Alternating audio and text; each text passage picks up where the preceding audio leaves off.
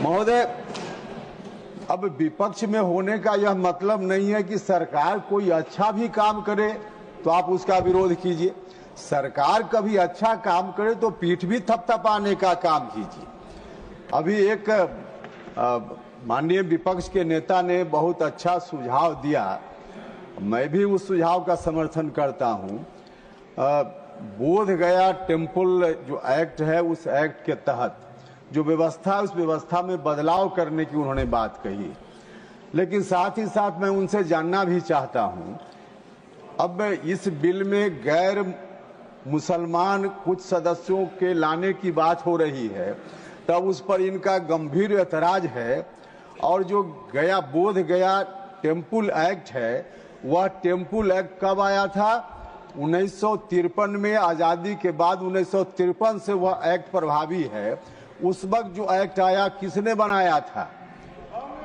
किसने बनाया था? उस एक्ट में प्रोविजन है कि चेयरमैन को छोड़कर 8 सदस्य होंगे, उसमें 4 सदस्य हिंदू होंगे और 4 सदस्य बुद्धिस्ट होंगे।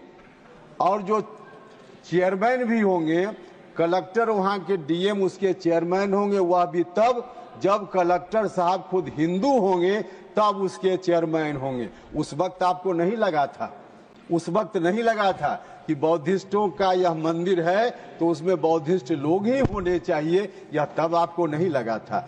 आज आप सुझाव दे रहे हैं तो मैं सुझाव का भी समर्थन करता हूं और किरण रिजिजू साहब से आग्रह करता हूं कि आपके लोग भी आपसे ही अपेक्षा कर रहे हैं। किरण रिजिजू साहब, आपके लोग भी आपसे ही अपेक्षा कर रहे हैं। आज दुनिया भर में यह मैसेज है कि बोध गया में आंदोलन चल रहा है।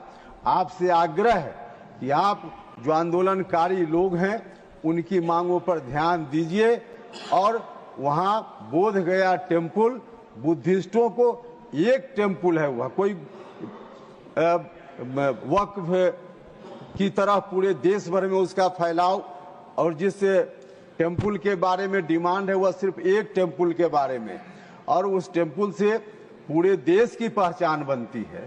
तो उसमें निश्चित रूप से मैं भी आपसे अपनी पार्टी की ओर से आग्रह करना चाहता हूं कि बुद्धिस्टों को सौंप दीजिए ताकि उस टेम्पल के प्रबंधन का काम बुद्धिस्ट लोग अपने हिसाब से कर पाएं। महोदय, विपक्ष के लोग जो सरकार ने कहा कि किन कारणों से हम यह बिल ला रहे हैं, उन कारणों पर चर्चा इन लोगों ने बहुत ही कम किया है।